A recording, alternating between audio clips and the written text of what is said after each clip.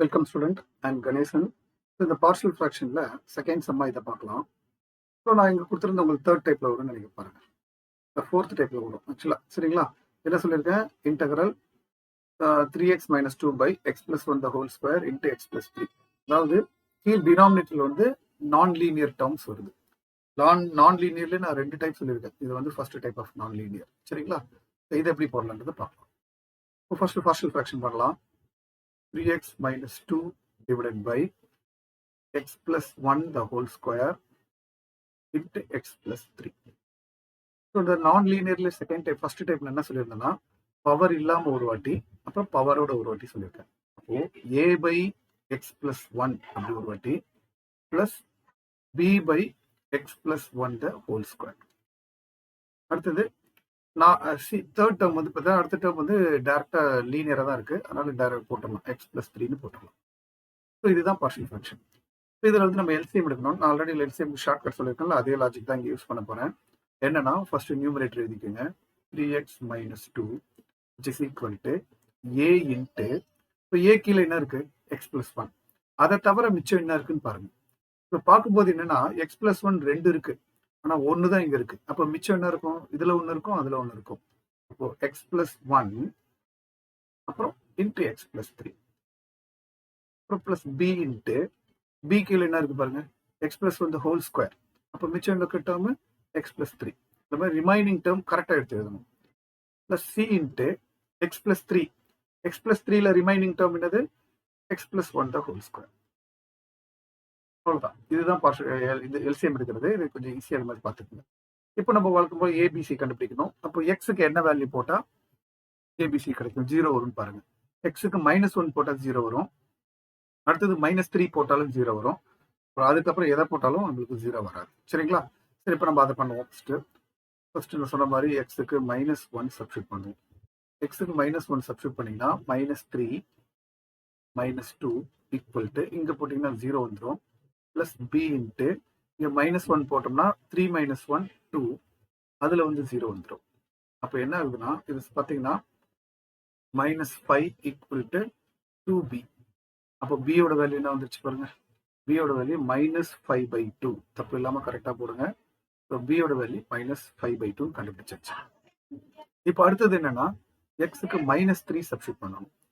எக்ஸுக்கு -3 சப்ஸ்டியூட் பண்ணீங்கன்னா -9 -2 is equal to இதுல போட்டோம்னா நம்மளுக்கு 0, இதுல நம்மளுக்கு போட்டாலும் 0 வரும். பிளஸ் சி போட்டு இதுல -3 போட்டீங்கன்னா -3 + 1 -2 த ஹோல் ஸ்கொயர். அப்போ என்ன ஆகுதுன்னா -9 -2 வந்து -11 ஈக்குவல் டு 4c. அப்போ சியோட வேல்யூ நம்மளுக்கு என்ன கிடைக்குன்னு பாருங்க? -11/4. ஸோ சியோட வேல்யூ கண்டுபிடிச்சிருச்சு. இப்போ நாங்கள் சொன்ன மாதிரியே எக்ஸுக்கு -1ம் -3யும் போட்டால் மட்டும்தான் 0 வருது. இதுக்கு மேலே எதை போட்டாலும் 0 வராது. ஆனால் நம்ம ஸ்டில் என்ன கண்டுபிடிக்கணும்? ஏவை கண்டுபிடிக்கணும். ஸோ இந்த மாதிரி சுச்சுவேஷன் நம்ம என்ன பண்ணலாம் அப்படின்னா ஹையஸ்ட், அதாவது உங்களுக்கு பிடிச்ச எந்த நம்பர் வேணாலும் சப்ஸ்டியூட் பண்ணலாம். எக்ஸுக்கு நீங்க எந்த வேல்யூ வேணாலும் சப்ஸ்டியூட் பண்ணலாம். ஆனா முடிஞ்ச அளவுக்கு சின்ன நம்பரா சப்ஸ்டியூட் பண்ணீங்கன்னா சிம்பிளிஃபை பண்ண ஈஸியா இருக்கும். இப்போ சின்ன நம்பர் என்ன அப்படின்னா 1ன்னு சப்ஸ்டியூட் பண்ணலாம். ஏன்னா இங்க -1 தான் நம்ம போட்டிருக்கிறோம். அதனால நம்ம 1 சப்ஸ்டியூட் பண்ணாலும் தப்பு இல்லை. அதோட பெஸ்ட் சாய்ஸ் என்னன்னா 0 போட்டீங்கன்னா ரொம்ப நல்லது. ஏன்னா நிறைய எலிமினேட் ஆகி ஈஸியா வேல்யூ கிடைச்சிடும். ஸோ அதனால நான் என்ன போடுறேன்? 0 போடுங்க எக்ஸுக்கு. ஸோ எக்ஸுக்கு 0 போடும்போது உங்களுக்கு என்ன ஆயிடும்? இது 0 ஆயிடுச்சுன்னா வெறும் -2 தான். Is equal to A into இங்க 0 போட்டீங்கன்னா 1, அடுத்ததுல 0 போட்டா 3, இதுல 0 போட்டீங்கன்னா 3 பிளஸ் சி இன்ட்டு இதுல 0 போட்டீங்கன்னா 1 ஸ்கொயர். இதை சிம்பிளிஃபை பண்ணுவோம். -2 ஈக்குவல் டு 3a பிளஸ் பியோட வேல்யூ என்னது?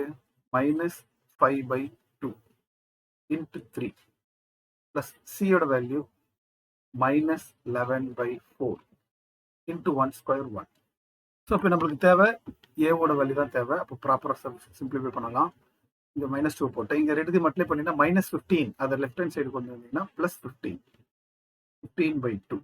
இந்த சைடு கொண்டு வந்தீங்கன்னா +11/4 which is equal to 3a. So இப்போ இதுக்கு எல்சிஎம் எடுத்துக்கலாம்.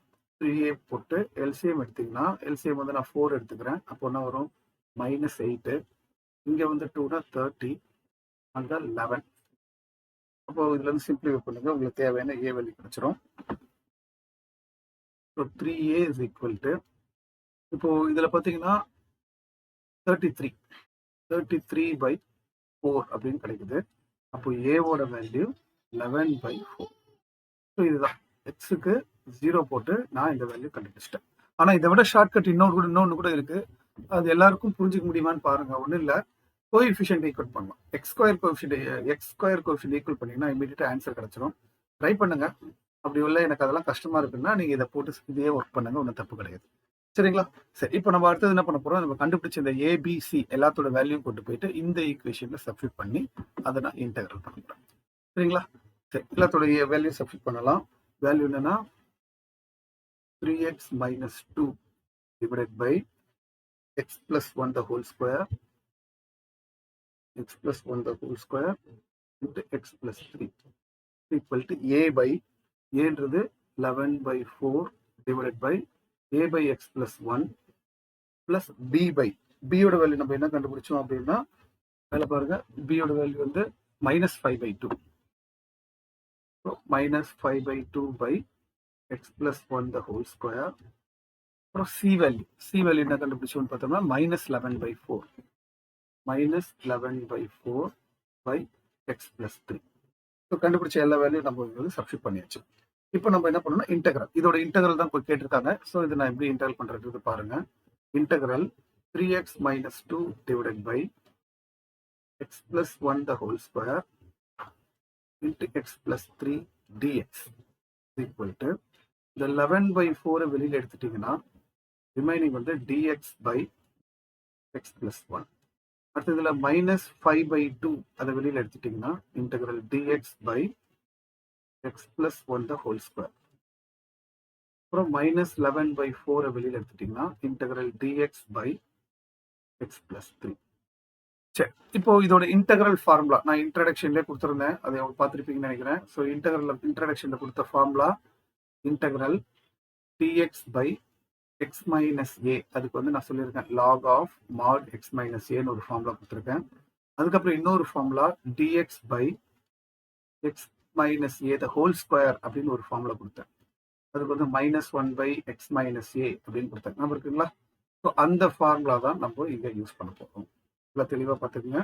ஸோ ஃபர்ஸ்ட் இன்டெகிரல் வந்து 11/4, இது வந்து dx by x minus a இந்த கான்செப்ட் ஃபார்முலால இருக்கு. இது என்ன வரும், log mod x plus 1. அப்புறம் -5/2 இன்ட்டு இது பாருங்க dx by x minus a the whole square என்ன கொடுத்துருக்க ஃபார்முலா -1/x minus a. அப்போ இதுக்கு என்ன வரப்போகுது, -1/x plus 1 அப்படின்னு கொடுத்துரும். அப்புறம் -11/4 இன்ட்டு இதுவும் அதே formula log mod x plus 3 plus c. இதுதான் ஆன்சர். இது இப்படியே விட வேண்டாம், ஏன்னா இது மைனஸ் இன்ட்டு மைனஸ் பிளஸ்ன்னு போட்டு அதை சிம்பிளிஃபை பண்ணிடுங்க. ஸோ ஃபைனல் ஆன்சர் நம்மளுக்கு 11/4 log mod x plus 1 plus 5/2 into 1/x plus 1 minus 11/4 into log mod x plus 3 plus c. So இதுதான் இந்த சம்மோட ஆன்சர். இந்த வீடியோவில் டிஸ்கிரிப்ஷன் பாக்ஸ்லேயே வந்து நான் இந்த PDF போடுறேன், அதை வேணால் டவுன்லோட் பண்ணி படிச்சுக்கோங்க. ஓகே.